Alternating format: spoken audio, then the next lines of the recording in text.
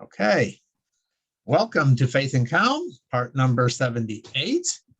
Exciting. So this week, we're going to talk a little bit, at least my section. I'm not sure what my wife is. She was still working on it when I saw her. We're going to talk a little bit about Avraham, the first Jew, and the message that it is to every Jew who follows after Avraham, because this is the first message that God gives to the first Jew, Avraham Avinu. And it's a lesson in ourselves and discovering ourselves and finding out who we are. I spoke about this, I saw it last year, but I don't know if I spoke very clearly about it. So I'm going to try and redo it and make it more clear, because I think I'm living on this message this week. It's such a powerful lesson in life. Now, if you know, the beginning of this week's Parsha, God appears to Avraham. It's the first message we have about Avraham. And he says, Lech lecha ma'artzecha maladcha mebeis avicha. I will translate. Go from your country, from your maladecha, from the place you're born, from your father's house to the place where I'm going to show you. And all the rabbis said, this is really strange, the way to start the Torah, to start out with the Jewish people, for a number of reasons. And we're going to answer all these questions. The first one is, lech lecha. No. Lech means like halech, to walk. Go. So, I mean, everybody's told, it's time to leave town, right?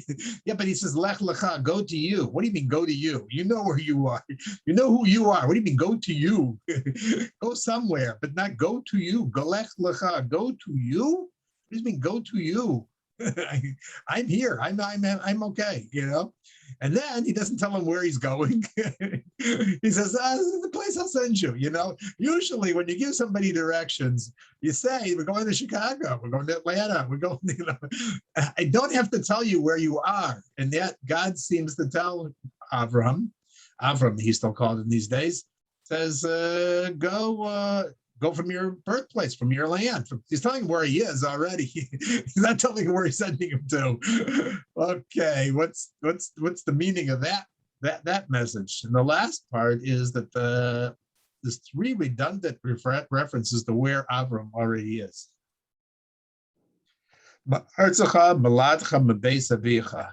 From your land, from your birthplace, from your father's house. So basically, the order is all wrong. You first leave your house. Then you leave the place where you're born, your town, wherever you grew up. And then you leave the country that you're at. If I said first, leave United States, it's sort of like obvious that I've left Massachusetts and I've left Brookline or Brighton. It's sort of obvious. It's like, what is the story at the father's house? It's sort of obvious. So so the Rebbe explains, and he explains that this is not just purely a physical description of where you have to go. There she is. Hi. So wonderful. Hi. With us. Hi. Good to see everybody. Okay. Molly just arrived too. So the Rebbe explains this as this is not really a message so much about a physical journey that Avram has to take, although it is. He has to go to the land of Israel. This is also about the psychological and life trip that every Jew has to take. You have to leave. You have to leave where you are psychologically, and you have to go to a whole new level, a whole new place. And that's the message of Lech Lecha. What does it mean? I'll use this analogy. I didn't use it last year. So there were three famous Jewish, let's call them atheists, philosophers that had who didn't have Avram's message. And then there's Avram's message. And by the contrast between how they explain what life is all about, we will see the difference in what Avraham was being taught about what the Jewish people's mission is. So these three Jews, names were Karl Marx, Baruch Spinoza, and Sigmund, also known as Shlomo Freud, although he didn't like that name. His name was Shlomo Freud. We're all Jews, because Jews have a big impact on the world. As Rabbi Weiwei once said, he was once in China, and the Chinese general asked him, how many Jews are there in the world? And they say, and Rabbi Weiwei said, how many do you think? He says, got to be 1 billion of you. From all the noise that you people make, and you're always in the newspapers, there got to be about 1 million of you. But Jews are very small. They're not 1%. They're not a tenth. They're not a 1/4%. They're like 0.2% of the entire world. And yet, the news is always about the Jews. We have a big impact. Karl Marx had a big impact on the world. Spinoza had a big impact, and so did Shlomo Freud. But their ideology and their explanation of what motivates a person and what we live for is a little different than what Avraham was being told. Karl Marx basically said, that everything is about material wealth. That's what it is. It's class warfare. Everything is determined by how much money, what community you're born in, and so forth. And we see that a lot even today. It's a very strong argument. It's not something to be poo-pooed. It really does have a tremendous impact on a person. And that's why we have chief equity officers who make sure that, there's not equal opportunity in this country, but everybody actually gets the same at the end. And they even have schools, where they say, what, certain people, certain groups of people were disadvantaged. And therefore, if he says that 2 + 2 = 5, we have to let them so that they pass the grades. We have to make sure that a certain amount from each different class, each race, is make sure is that they get their grades and they able to get to where they are. This is Marxism. Marxism says that economic return, economic values are the determinant of everything. And that is why if something is going wrong, everybody should, riot and scream and so forth. And it's okay. That's what, because they're not getting what they need. That's Marxism. As Winston Churchill said, the difference between capitalism and Marxism, capitalism is the unequal distribution of wealth. And Marxism is the equal distribution of misery, and misery all its own. And anybody who knows about the Soviet Union knows that that's what it was. It's not a very pleasant situation. It seems very idealistic. A lot of Jews joined in, became very strong Marxism, and it was very, very popular. There was this actually talking about atheism and that sort of stuff. There was a group called the Bund, the Arbeiterbund, the Workmen's Circle, Arbeiter Ring, and they used to have a ball. And when did they used to have the ball? It was Yom Kippur, because they could have picked any day of the year. But you know what? Judas atheism, as Eli Wiesel once said, there are some Jews that love God, there's some Jews that hate God, they have all sorts of relationships, but no Jew is indifferent. So they had to specifically choose Yom Kippur to have their ball, because it's a very, see, if you don't, Jews are extremists, and they're very strong on their atheism too. They have to be very strong. He actually told another interesting little story. He was, I don't know if you knew it, but Rabbi Adin Steinsaltz, who passed away last year. He lived in Israel. He lived in Germantown, and he used to, every Shabbos, he used to walk about an hour to get to the Shabbos shul that he wanted to go to. He wanted to go to the old city. So he would walk. One time he was walking there on Shabbos, and a Jewish artist came up to him. And Jewish artists who have a particular attitude, especially in Israel, where left-wing attitudes are very, very strong, and they're uniquely powerful, much more than the United States. He had to argue with him. He said, why are you going? Where are you going to? He says, I'm going to my synagogue in the old city. And so Dean Steinsaltz, who was tremendous scientist, knowledgeable person, and the secular world and the other, said, what are you doing? He says, well, I'm going, there's only one place in this entire city where you can still get a nice ham sandwich, and I'm going to go there for breakfast. He says, oh, okay, and what do you do for lunch? He says, well, I have to find some non-kosher wine, and there happens to be a place here that I can get it. What do you do for dinner? Well, there's a place which serves shrimp and lobster, and I'm going to go for that. What are you going to do during the day? He said, I'm going swimming on the beach in Tel Aviv, taking my books. So Dean Steinsaltz says, that's very interesting. It says, I envy you. He says, of course you do. You'd also like to spend your time going to these places instead of sitting in a synagogue. And Steinsaltz says, you don't actually understand what I mean. What do I envy of you? I said, you are very into Shabbos. Sometimes it's just, I just go, I don't even notice it. I don't pay that much attention to it. But you go long distances to Tel Aviv, to this place, in order to be able to celebrate your Sabbath. So I see that you are very, very involved in your, in your Sabbath. He says, that's why I envy you. And he says, and I'll tell you something else. He says, I think that in a certain way, you keep Shabbos and I keep Shabbos, but you keep Shabbos especially because you throw all your energy and your enthusiasm into it. I don't necessarily throw so much enthusiasm into my Shabbos. And the guy heard him, and actually later on, he became a Shomer Shabbos. He kept Shabbos, this guy, because he realized that, what? He's also keeping Shabbos. He's just keeping it in a different way. He keeps it a special day of his week. So this is Jewish atheism. Now we go from Marx, we'll go to Spinoza, and Spinoza said something somewhat similar. He was big in the philosophy, and actually he was banned from his synagogue. He was put into harem, and he was put into harem by the church too. He didn't like what he had to say. But his ideology was called pantheism, and he basically meant that there is no such thing as free will. God is equal to nature, and therefore nature determines everything about you. Your genes, where you were brought up, that what happened to you in nature, that's basically who you are. And there really is no such thing as free will. And some people take it so far as to say, that if a person commits a crime and ends up in jail, that was his nature. He really couldn't have done anything else because he never really had any free will. We really shouldn't punish people. We can put him in jail, but it's nothing different than putting him in jail because there's wild animals. They don't have free will either, and therefore you have to put them in the zoo.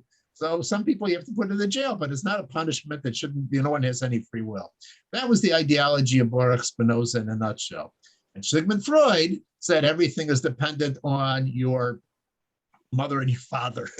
Basically, blame your mother, blame your father, the house that you grew up in. And each one of them is saying basically the same thing. Marx is saying, Artzacha, your land, meaning your money, your country that you grew in, how much money you have, that's really the only thing of what determines what a human being is. Moladcha, your birthplace, that's Spinoza, he was saying that's how you know your genes, what you were born with. And Beis Avicha, that's Freud saying basically everything is determined by your mother, your father. In fact, if you go to therapy, they'll probably talk more about your mother and your relationship with your mother than about you. That's what they do. They want to know what's going on because these things are very powerful and they very much determine very much about the nature of the person. So it's true. It's true. It's not a fake. It's actually very much the message here. These things have a big effect on a person. That especially what Freud was saying, that the way while we grow up, the stories, the environment that we grow up in has a big effect on you.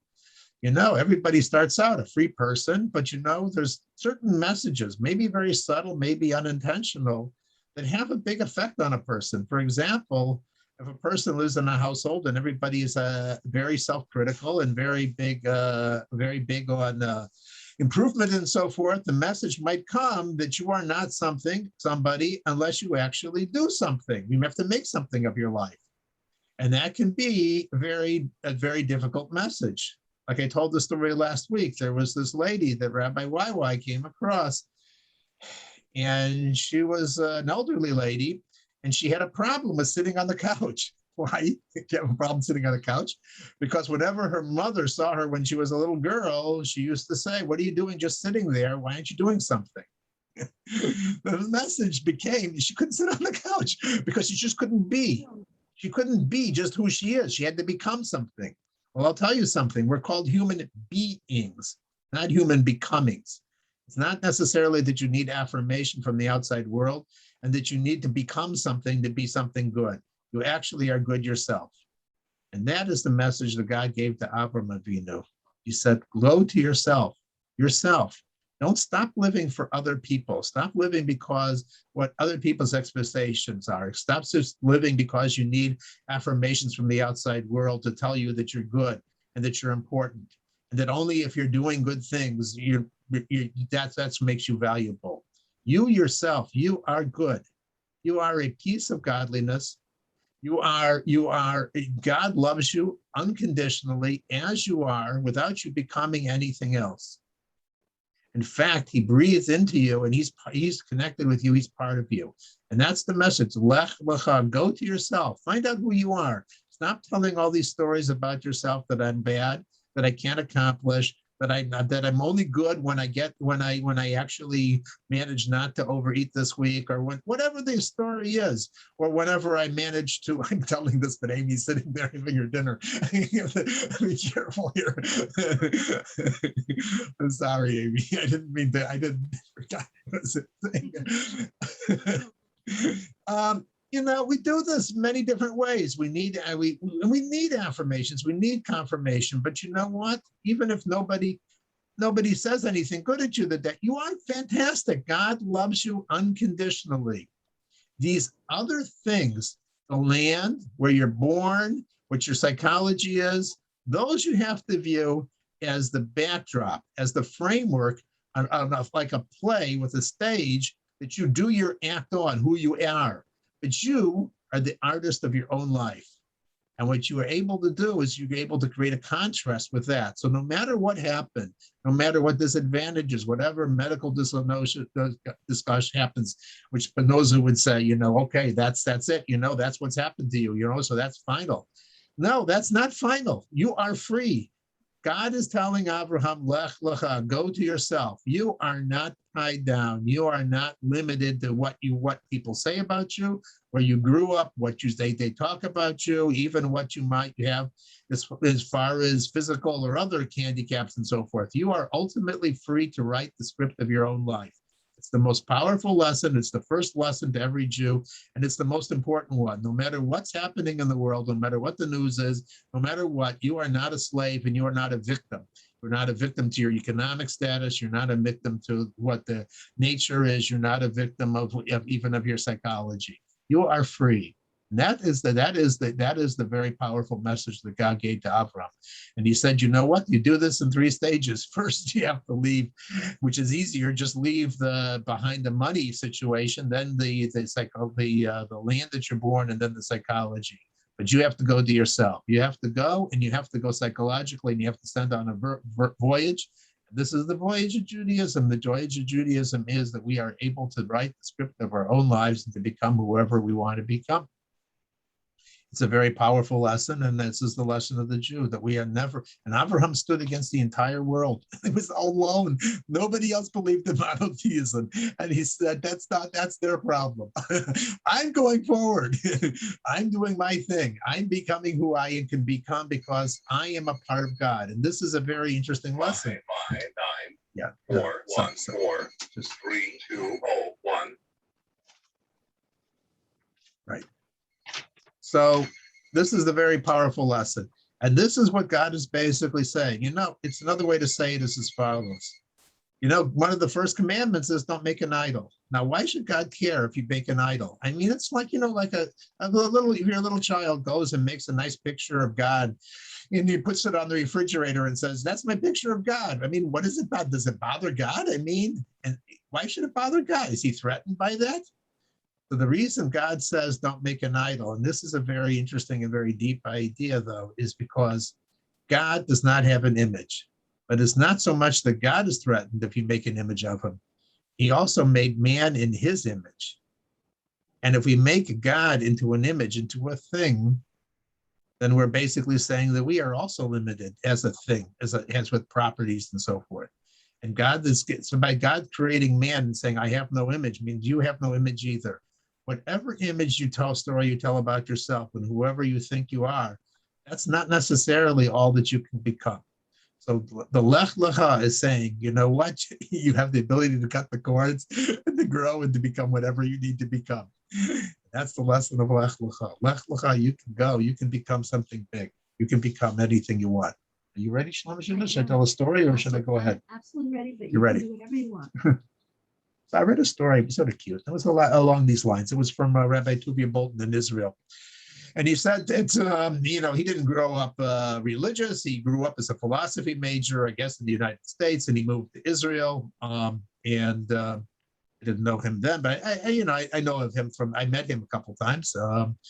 Here he came back. Oh yeah, he was in Boston. I think he was a philosophy major. That's why he came back to Boston. Anyway, so Tuvia Bolton once was on the bus, must have been many years ago in the 60s or something like that in Israel. And he came across a Jew with a yarmulke, but clean shaven, no yarmulke, no beard, but obviously a religious Jew. And he seemed like he really wanted to talk to Rabbi Bolton. So I said, tell me, what do you want to say? He says, I said, I see that you know that you are a new Baal Tshuva, you became religious. So what would you were before that? He said, well, I was a philosophy major. He said, you were a philosophy major? He says, I also was a philosophy major, but a little different. I grew up in Germany. And he showed him, on his arm, he had the tattoos from the concentration camps. And he says, do you ever know of that philosopher named Martin Buber? He says, yeah, I heard of him. He says, yeah, but I actually met him in Germany before the war. He says, I went to one of his lectures. It wasn't a philosophy lecture. It was sort of odd. He was talking about Hasidim. He wrote many books about Hasidim. That was Martin Buber. And as I was listening, he was really telling fascinating stories.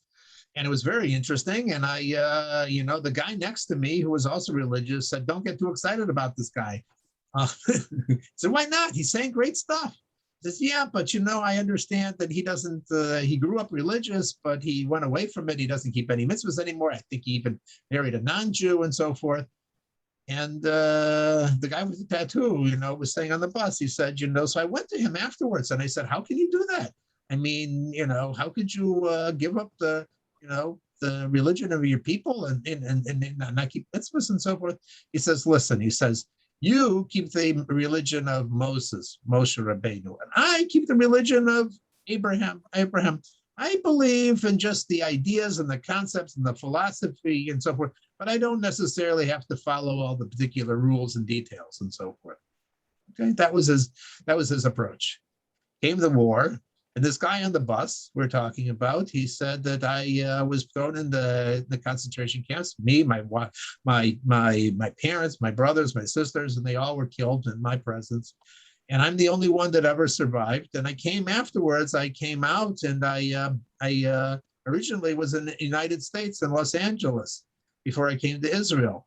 And there, a funny thing, in the mid 40s, late 40s, I saw a flyer saying that Martin Buber was coming to Los Angeles to give a speech. So I went to him. I went to that talk, and I listened. And afterwards, I went over to him and I asked him,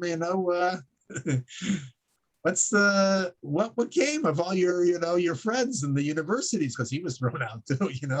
He was persecuted and thrown out of Nazi Germany, and it wasn't such a paradise for the Jews and so forth. Did you change any of your attitudes? And he says, you keep your religion and I'll keep my religion. The guy said back to him, he says, I'll keep God's religion and you can. And that's what that Avraham did. I'll keep God's religion. He said, I'm not going according to my understanding. I'm not going according to my psychology. He became Avraham before this story. He was a great man. He was very spiritual. He was very mystical. He converted thousands of people to monotheism beforehand. And yet this is the very first message God gives to Avraham. He says, you know what? That's all on your own level. That's all what a human being can understand of God. But you know what? Lech lecha. I'm telling you that you can go beyond whoever you thought you were. You can go beyond any of your ideology, any of your philosophy, anywhere else. A Jew is not limited. That is the specialness of a Jew, that he doesn't have to necessarily agree with the Yiddishkeit or Judaism or the religions or anything else, because we're going and we're connecting to God. When we limit it to who we are and how much makes fun and sense to us, we've actually limited God. And here God is saying, Lech lecha, you can go beyond who you think you are. You can find a new you can find a new level inside of you, and you can find a new relationship with me too, because I'm not limited either. Lech lecha is the first message, the first Jew. Lech lecha is the message to every single Jew. And we're not stuck. And with that, we're going to turn the camera over to Shalom Meshudas. Thank you very much. Very beautiful. Thank you. Yes, Hashem, I really wanted to say I enjoyed very much all of it tonight, but particularly that you interwove all the three philosophers. I thought that was really great. Oh, Yes. yeah, that's from Jonathan Sachs. So it was Jonathan Sachs who wrote this up as an article, and Rabbi YY took it and embellished it, and then I took it and tried to put it into this class. So, okay. It was very brilliantly done. It was one of my favorites. Thank you. Okay, good. Okay, hello, everybody. Good to see you. Hello. Very nice to see you. Emily, everything's okay? No, I'm going tomorrow. And Molly, I got an appointment in a week. Oh, that's I great. just have to get the referral. So Okay, wonderful. I'm so glad. I'm not Thank up you. to date. You'll have to update me sometime. I will. I will. I didn't see any Whatever it email is, from I'm you. sending you my best, Emily. Amen. you. Amen. Refuah Shlema. Yeah. Refuah Refuah Shlema, Shlema. darling. Don't know if I can pronounce it, but I mean it with all my heart. Refuah Shlema. Thank you. Refuah Shlema, Emily. Yeah, And she everyone. is. Just a second. Okay, so Shoshana Malka Bas Reza Chaya. That's who Yes. she is. Okay, we can just say something. Shir Lamalas, Esa and I El Haharim Mayin Yavo Ezri Me'im Adonai Osish Mayim Ba'arts, Al Yiten Lamot Reglacha, Al Yunum Shamracha, Hine Lo Yunum Lo Yishan, Shemer Israel, Adonai Shamracha, Adonai Tzilcha, Al Yadi Menecha, Yomam Hashemesh Lo Yikaka, V'yareach V'layla, Adonai Yishmorcha Mechol Haba, Yishmor Semshecha, Adonai Yishmor Tzeischa, Uvoecha Me'etav Olam. It's Perak, chapter 121 of Tehillim. And Thank you, my dear. yeah, okay, good. So does anybody want to say anything before we begin? Hello. Hello, hello, hello. Just to offer my apologies about last week that I forgot to let you know that I wasn't able to come. I didn't think of it until I saw the email just before. It's been Yes. 7:22. I was on a plane leaving Atlanta for Boston because of the Indigenous Peoples Day. Uh-huh. Off my schedule, but I missed you. So I'm sorry, I just got your message this afternoon and I didn't have a minute to reply, so we'll have to speak later. So, okay, good. So so let's begin the way we always begin, which is to say, and also I have a good miracle story at the end, so stay tuned. So there are four things I like to say in the beginning, and that is that number one, we live in an extraordinary time. We're very privileged to live in this extraordinary time. If you like drama, welcome to this time. And why is it extraordinary? It's extraordinary because the Lubavitcher Rebbe told us, and he told us it was a prophecy, that he told us that the time of the redemption is unfolding, and the things we see in the world are part of that process. And he also broadly hinted that he is Mashiach, and he said that the grave will have no effect on the leader of the generation, meaning him. And we're going to talk a little bit more about that later. And we also know that our souls were handpicked to be in this time, and that we were given the Torah as our guidebook, because without it, you cannot navigate this time. You cannot navigate it and stay in good shape. And we were given tools, the mitzvos, and those are strengthening. They not only strengthen us, they change the world and make it more suited to Mashiach and Hashem. And the last thing is that what we do tonight hastens the process of redemption. The Rebbe told us that learning about the redemption is the fastest way, is the best way to hasten it.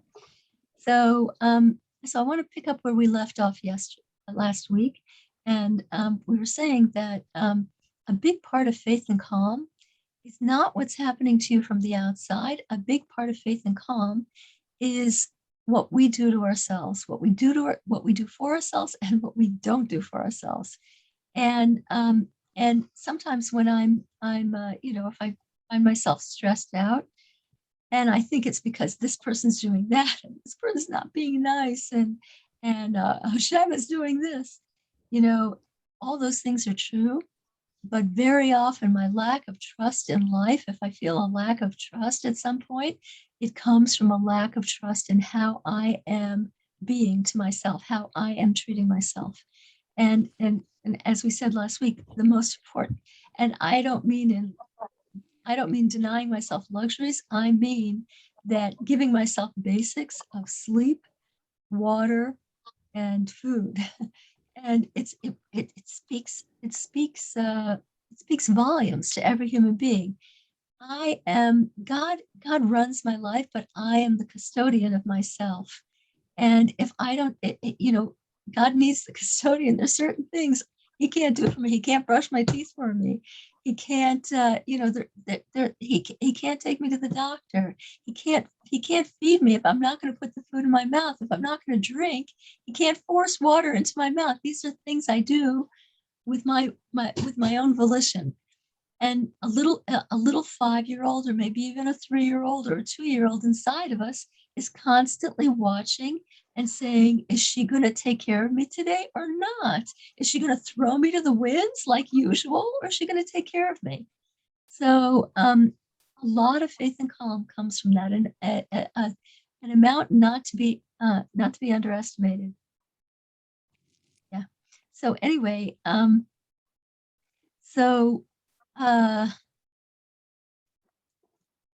good. I skipped over all that. And if something particularly infuriates you, it's interesting. I think Yeskel Shimon mentioned it last week. If something particularly infuriates you about somebody doing something to you, it's very often because you are very disappointed in that same thing in yourself, and you're not even aware of it. If somebody, I have a friend, and she's this is the same topic. I have a friend, and she drives me crazy about her self-care. Her self-care is so neglectful, so neglectful. So why does it drive me crazy? It drives me crazy because I love this friend, but it also drives me crazy because it's me. And or even in some small aspect, it's me. I'm better and better throughout the years of my life. But and if I think somebody's speaking like like a know-it-all, maybe I'm mad at me. I think, well, who do you think you are? You know-it-all or something? So, or if somebody's not nice to somebody, and I get really mad about it, it's probably there's something in me. I'm upset with myself because I'm not nice enough to somebody. And when you discover that thing within yourself that you want to correct, it's very powerful. So anyway, from there, I'm going to go straight into my Rebbe story. And I have this story comes from a Chabad shliach called Chesky Lifshitz. Chesky is a short name for Yecheskel. Yecheskel Lifshitz and his wife Chani they're sort of famous shluchim. They live they're shluchim for the Rebbe. They're emissaries for the Rebbe in Kathmandu, Nepal. And Wow. And as you could imagine, in Kathmandu, what are shluchim doing? Shluchim, their whole purpose is to connect Jews with Hashem and connect Jews with the Torah, with mitzvos, with all the information that so many Jews are missing. Information I was missing for much of my life. Information that many Jews, were brought up in this generation. The vast majority of Jews know extremely little about what Judaism is, what a Jew is, what Torah is. And so the Rebbe, in 1947, there was a little girl sitting on the sidewalk in Crown Heights playing a game, and her grandfather was with her, and the Rebbe came by. The Rebbe wasn't Rebbe yet. He was still the Frierdiker Rebbe, the Rebbe before him, his son-in-law. And so her grandfather said, "Oh, Natalie, I want you to meet Rabbi Schneerson." And Natalie had dirty knees, and she was like playing on the sidewalk. And she said, "Rabbi?" And the Rebbe said, "Mister is good enough." And anyway, they developed a whole relationship. It's a fascinating thing. Whenever he came out of the subway, because he used to work for the naval yards back then in the 40s, and so that he would see her very often, and they had a blooming relationship. He and this 7-year-old, they talked a lot. And one time she told him that she was reading a book by Isaac Asimov called The Foundation, and she was so excited about it, and she told the Rebbe all about it. The Rebbe said, "I'll tell you a secret. I'm also planning on building a foundation." And she said, "Really, mister?" And he said, "Yeah, really." And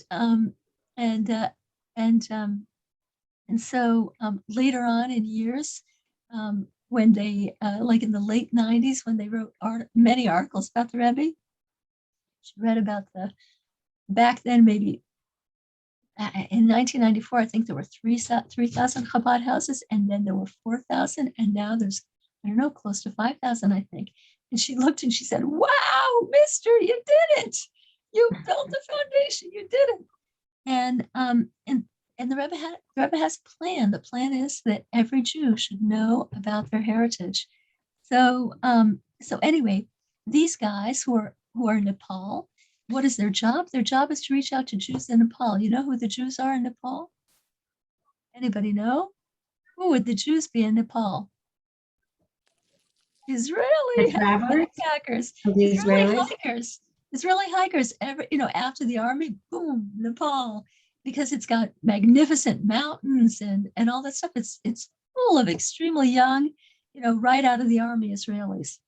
And he has a good, he and his wife have a good relationship with them, and he has to save them many times. He's saved them from death. He's saved them, he's gone out on search missions because the hiking there is very treacherous. It's very beautiful, but very treacherous.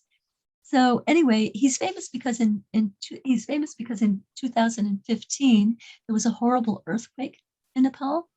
It happened on Shabbos, and he was davening in shul in their Chabad house, and he ran outside and he saw buildings crumbling in front of his eyes, and thousands of people died. Thousands of people died in that that, and his Chabad house became an instant embassy, and it was an embassy. They sent out search missions. He flew in the helicopters with looking for people to save, and particularly looking for Jews, but looking for everybody. And if he found to find a Jew he could save, that would be an awesome thing. And even to find a Jewish body was an awesome thing, because in Nepal there's a lot of Hindus, and Hindus love cremating. And cremating, if they find a dead body, and cremating is torture for the Jewish neshama. It's so against Judaism. It's unbelievable. People think, oh, it's so clean. It's so, oh, I don't want to be in the ground. No, it's absolute torture for the neshama. It's burning, and it's not as nice as it's written up in the. It's really supposed to be quite a gruesome process, and so anyway, he was doing both those things. And meantime, his wife was in the Chabad house, and they were making meals. It's an amazing thing. They were feeding thousands of people, and the whole Chabad house, they had blankets on the floor, mattresses on the mattresses, and people on the couches. They had in the yard, they had tons of cots and blankets and stuff. People were, it became like a shelter. And they had another shelter that they were feeding thousands of people. And these were mostly non-Jews. And so anyway, he became pretty famous at that time. In fact, in Israel, they made a little mini-series based on him and his wife. And did Yaskel Shimon put it up on the, let me see if I can show you a picture. Share screen. Let's see. I don't see it, Yaskel Shimon. I don't see it. Let's see if we can find it here. No. Yaskel Shimon, where is it? Oh well. Don't see it. Let's see if I can go here and share it. Yes, let's see. So here are you can see that now? Yep. Yeah. Okay, so this is just volunteers from the Chabad house feeding people. And this is him. Let's blow this one up. This is, why are you so small? I don't know if I can make it bigger. Nah, can't do that. Forget it. That was him in the helicopter. I'm sorry to interrupt. I don't know why I don't see the picture. I just have a I picture don't of see it either. all your faith and comms. Oh, okay, good. So wait a minute. Did I have to go to a different share? Okay, 1 minute. Share screen. Let's try this again. Okay, how about this? Share, but I don't know how to make it bigger. That's him in the helicopter. You see it? Huh. Okay, and now I'll stop this share. Yep, And see I'll it. try and Click get, on it, maybe it will open up. no, just going to go to my you click next. on It's him. going to go. Let's see. I have something else here. So let's see. Let's close. Let's see what else I have here. That was the rabbi. That The was the shliach? rabbi, and I have another picture of, if I can find it. Let's do share screen again. 1 minute, share screen. Let's see what I'm offered here. Let's go here and share it and see if there's a picture in the corner. No, no picture in the corner even. Okay, I can't find it. There's a picture of there's a picture of him and his wife. She's kind of cute, and they're looking at the Israeli miniseries made based on them. So so anyway, this story that I want to tell, the miracle story, is a story that he tells. And to run such an operation, you can't feed thousands of people and do all those things. You can't do that without backing. So he has to go on frequent trips to fundraise for his efforts. And one time he was in London, and he had there was a wealthy donor that he has a relationship with there, and he went to him, and the donor said, "I can't give you anything now. I want to give you, but come back in a couple of days, and I'll try and pull it together." And so he came back in a couple of days, and the guy gave him a huge check. And Chesky Lifshitz, the shaliach, he figured this is such a huge check. There's got to be, maybe there's a story behind it. And he asked the man, "Is there a story? I mean, is there some reason? I mean, it's a beautiful check. Thank you so much. Are you giving this money for a particular reason?" And the man said, I don't have, the name of the man is not in the story, but if I give it, what name shall we give him? Sigmund. Richie. Richie, okay, Richie, good. So Richie says, there is a story. He said, "The Lubavitcher Rebbe saved my life twice. How can I not be nice to his shluchim? He saved my life twice." So he told the shliach his story. So Richie is a businessman in London, a successful businessman in London. And the first time the Rebbe saved his life was many years ago. He was in a partnership. He and a non-Jewish partner had a business. I don't know what the business was, and they heard about his partner heard about a magnificent deal in a third world country. If they invested a certain amount of money, they would come back with and they would make a killing, an amazing amount of money. They simply had to fly to this third world country and bring the money with them, bring a certain amount in cash, and they were gonna live off this the rest of their life. And so the partner told him about it. He also got excited about it. He decided to go in on it. They bought tickets, and before he left, a couple days before he left, he told a friend of his, Richie told a friend of his about this, what's happening. And the friend said, if I was going to do such a big venture, I'd ask the Lubavitcher Rebbe for a blessing. I wouldn't do such a thing without a blessing from the Rebbe. And so Richie thought that's a good idea.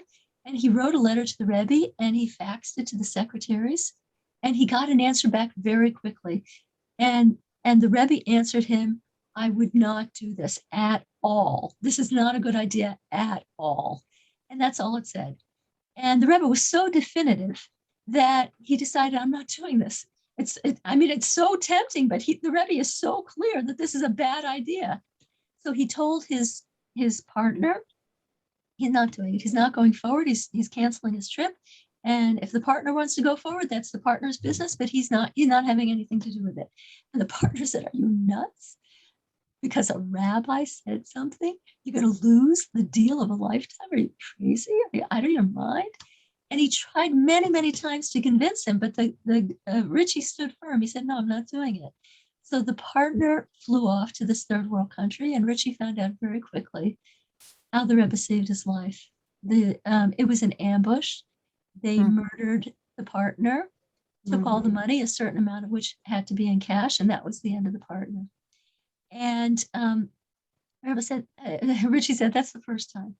The second time was in 1996. 1996 was already 2 years after the Rebbe's funeral. Now we remember the Rebbe said that the grave will not compromise the leader of the generation. And so you're going to see in the story, wait a minute, how can the Rebbe save somebody's life after 1994? How can he save somebody's life? So you'll hear. So this was in the summer of 1996. And the same guy, Richie, Richie lives in London, but he happened to be in New York on business. And he got a call from a friend of his in London. And the friend said, my wife is also in New York, and my wife also has to come back to London. And my wife is petrified about flying. And this will be her first time flying alone. I'm wondering if you would, get seats with her, if you would fly with her. It would be a big, big, big deal for me if you would do that. And Richie said, of course, no problem. And so a few hours before the flight, Richie's brother called. And Richie's brother said, I don't know how to tell you this, but last night I had a dream. And the Lubavitcher Rebbe was in my dream. And he said that I had to tell you this quote from the Bible, this quote from the Torah. And he said, and the quote was, and the Rebbe said, tell this to your brother. Guard yourself and protect your soul very much, lest you forget the things that your eyes have seen. And so the brother said, I have no idea what that message is. I have no clue. But the dream was so disturbing that I felt that I had to tell you. Richie felt he knew exactly what the Rebbe's message was. The Rebbe was saying, don't forget the things that your own eyes have seen. Guard yourself. Don't forget the things your own eyes have seen. And Richie said, the last time the Rebbe gave me advice, he told me not to take a trip. It was a bad idea. And the Rebbe's telling me now, don't forget the things your own eyes saw. And he said, I'm not getting on that plane. And I don't want my friend's wife to get on that plane. I don't want her. If something bad is going to happen, why should it happen to my friend's wife either? And so he said, but he figured I'm never going to be able to convince her to what. I don't know if she has any relationship to Lubavitcher Rebbe, if she has any interest in him. I'm going to say my brother had a dream about the Lubavitcher Rebbe, and in the dream, the Lubavitcher Rebbe said something about me, and it's an obscure quote. She's not going to go for it. She's just not going to go for it. So he came up with an idea, and he offered to drive. He was so sure about this. He offered to drive a friend's wife. He said, we're going on the same plane. Let me pick you up. And so he picked her up however long before the flight. And then he purposefully got, not that I know this Yiddish word very well, from plunge it. He went off one highway and he went on another highway. And then he was pretending to try and recoup his losses and get on somewhere else. He was making one wrong turn after the other. In the beginning, the woman thought these are just innocent mistakes. But after a while, she got furious. She lost her cool. What are you doing? You're going to make us miss this flight. Can you just get your act together? And he exotic, an angel, whatever. He did not say a word. The insults were flying, and he did not respond. And he managed to get them to the airport a half an hour after the scheduled departure. He was hoping against hope that there were no delays and that the plane took off. And they got to the airport, and indeed the plane had taken off. And she laid into him. She was so upset. She said, I can't believe that I ever agreed to go with you. You ruined everything. I can't believe this. And she was so upset that one of the airline employees came over to see if there's anything he could do to calm this woman down. And she said, I miss my plane because of this guy here. And I'm so upset. He said, what flight did you miss? Maybe I can help you. And she said, I missed my flight to London. He said, which flight to London? And she said, TWA 800. It flies to Paris, and then we were taking a connecting flight to London. Oh, 800. That's the one He said, Madam, this man saved your life. The TWA 800 crashed into the water. It crashed minutes or seconds after, I must have been, it was, yeah, minutes after takeoff, it plunged into the Atlantic Ocean, and not one person of the 230 people that were on board survived, not one. He said, you owe this man your life. And you owe this man your life. And it was one of the 3 worst plane crashes in world history. And so the man, Richie, said to Pesky, who was telling the story to the shliach from Nepal, he said, now you understand why I do anything to help the Rebbe shliach. And now we all understand, Amazing. the Rebbe's statement that even after a funeral, the Rebbe's not limited.